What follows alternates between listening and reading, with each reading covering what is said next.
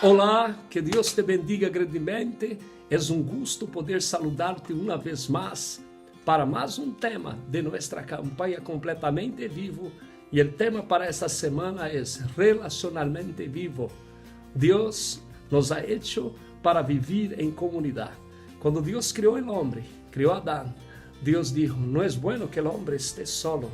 Vou preparar para ele uma ajuda idônea. E le hizo Eva, sua mulher, para que pudesse multiplicar-se e viver uma vida em comunidade, uma vida de relações. O ser humano não é uma isla. O ser humano foi criado para viver em comunidade. Nem sempre é fácil, porque cada cabeça é um mundo, não? E cada mundo um mistério. Pero quando nós volvemos a los princípios da palavra de Deus, ao princípio de Deus, nós vemos que é possível relacionar-se. De hecho, nossa primeira relação deve ser com o Criador. Nossa vida com Ele, nossa vida de comunhão, nossa vida de oração, como hemos dicho em outros temas, nossa vida de leitura da palavra. Assim, relacionar-se com Deus é como Abraão, que hizo de Deus seu próprio amigo, e Deus ha hecho também de Abraão um amigo, quando dijo: Abraão é meu amigo. Estou seguro que tu queres ser amigo de Deus. Todos nós outros queremos. Então, se uma pessoa, ela pode sentir-se sola por um determinado tempo, pero isso pode ser solamente o fruto de las circunstâncias, de las transições, não?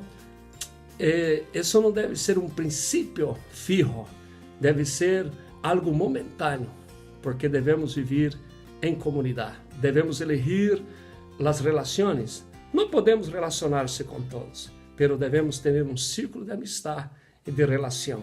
E isto também tem uma implicação muito forte para nossa fé. Mira a vida do apóstolo Pablo. O apóstolo Pablo, durante toda sua vida, desde quando Cristo lhe chamou, ele mantuvo este elo de relações. Ele tinha amigos que estavam cercanos, e de verdade, há amigos, há vecinos, há família que fazem parte de nossas relações por um determinado tempo. Então, Pablo, em onde ele chegava, ele criava este círculo de amistade, este círculo de relações. E este círculo de amistade ia crescendo, e de verdade cresceu por todo o mundo. Quando tu lês a carta de Pablo a los Romanos, capítulo de número 16, aí há uma lista de Pablo, uma lista que Pablo ha hecho, que ha escrito, com todos os nomes de aquelas pessoas que han sido importantes durante seu ministério, durante sua vida, que eram importantes para ele. Devemos também construir nossa lista. Devemos ter pessoas que compartam nossa fé, que compartam de nossa visão, pessoas que estão a nosso lado. Recuerde-se o que está escrito em Eclesiastés, capítulo de número 4, versículo de número 9 e 10. É melhor ser dois que um, porque se um cai, o outro levanta, e ai de aquele que está solo.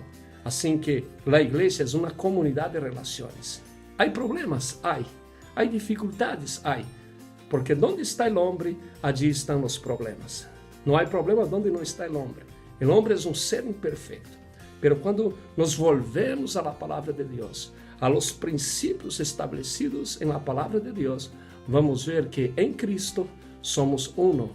Em Cristo podemos perfeccionar-nos. Eu te necessito, tu me necessitas. É possível que durante nossa caminhada de fé haja rupturas. As rupturas fazem parte do processo de relacionamento. Então, como devemos manejar? Como devemos gestionar estas rupturas? Há uma história importante na Bíblia que habla-nos de um viagem missioneiro que Pablo e Bernabé, outro apóstolo, havia hecho. Em este viagem especificamente, eles levaram em sua companhia um jovem chamado Marcos. E por algumas circunstâncias, Marcos não pudo adaptar-se àquele viagem. Então, eles voltaram e prepararam outro viagem missioneiro, porque eles eram missioneiros, estavam em constante viagens. Os missioneiros sempre viajam. E Marcos quis incorporar-se também a este viagem. E Pablo disse: não, tu não podes ir com nós outros. porque nos has abandonado no primeiro viagem. Que houve aqui um problema de relacionamento. Então, foi tão forte isto que houve uma discussão, não uma discussão para pelear, mas uma discussão sana entre Bernabé e Pablo sobre esse tema. Ao ponto que Bernabé tomou a decisão de ir com Marcos para outro lugar e Pablo tomou a Silas e lo levou com ele. Então, o que houve aqui? Houve uma ruptura no propósito, na visão.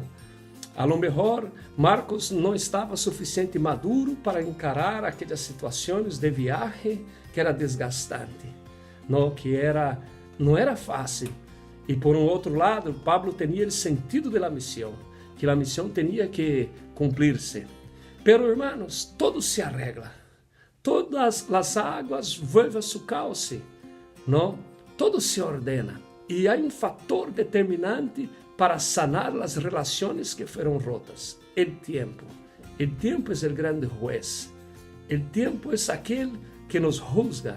E o tempo foi suficiente, porque encontramos em 2 Timoteo, capítulo de número 4, versículo de número 10 e 11, que Pablo, já depois de muitos anos, ele está na cárcel e ele escreve a seu filho em la fé, Timoteo, que era também um pastor, dizendo: tu venes estar comigo, tragas meus livros, traga algumas roupas que tenho aí guardadas, porque vou passar o inverno aqui, e se é possível também, traga contigo a Marcos, porque ele é muito importante para mim.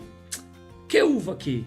As relações foram sanadas, as relações rotas foram sanadas. Passou por el processo do tempo, pero Pablo era um homem maduro, que entendia que era melhor ser dois que um, porque quando somos dois, se um cai, o outro levanta.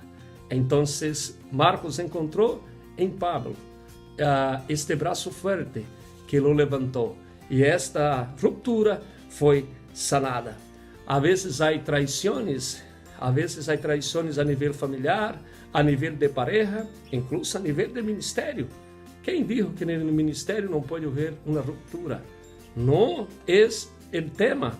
Não podemos dar lugar para isto, pero pode passar. Passou no ministério de Cristo, ele foi traicionado. E Judas teve a oportunidade de volver atrás, de ser sanado. Então, teremos este caso aqui também de Pablo, esta ruptura. E outros casos no ministério de Pablo, de pessoas que lhe haviam abandonado. Ele disse: Demas me abandonou, amando este presente de mundo. Havia um senhor chamado Alejandro, que era uma pessoa que lhe deu trabalho a Pablo em seu ministério. Causou muito dano ao ministério de Pablo. E Pablo disse a Timoteo: cuidado com Alejandro, porque ele me ha causado muitos males e o Senhor lo juzgará. Então, é assim a vida. Há pessoas que nos bendicem, pero há pessoas que, infelizmente, por sua falta de madurez e a vezes por sua insensatez e por sua falta de espiritualidade, eles também podem causar-nos dano. Pero o mais importante é ter um coração aberto para perdonar, para reconciliar-se. Assim que, a lo mejor, em tu família há um problema de uma ruptura, em um problema sentimental, um problema financeiro que houve, a gente se separou, se apartou, ou a lo mejor também há casos de relacionamento entre irmãos. E eu creio, verdadeiramente, sempre creí como pastor, que Deus sana as relações, que Deus está listo para ajudar-nos. Então, vamos abrir nosso coração e vamos ministrar perdão e vamos reconciliar-nos. Amém? Que este tema dessa semana, relacionalmente vivo, pueda afetar todas as áreas de nossa vida. Primeiro, nosso relacionamento com Deus. Segundo, nosso relacionamento familiar, que podemos ajustar as coisas, ordenar as coisas em nossa casa, em nossas famílias, entre os padres e os filhos. Amém? Entre as parejas e também em la igreja, em la comunidade cristiana. Que haja sanidade, que haja perdão, que haja reconciliação. E esta é a vontade de Deus. Que Deus te bendiga em esta célula. Que Deus te bendiga al escuchar este mensaje, que pueda profundizar-se mais no tema e que esta semana vivamos uma vida completamente viva e relacionalmente vivos e sanados para a glória do Padre. Um forte abraço a todos. Nos vemos em uma de nossas reuniões aqui na Igreja Mediterrânea, em la calle Nicaragua, número 30 em Reus, nosso templo central. Uma igreja para você e para toda tu família. Um forte abraço. Que Deus les bendiga.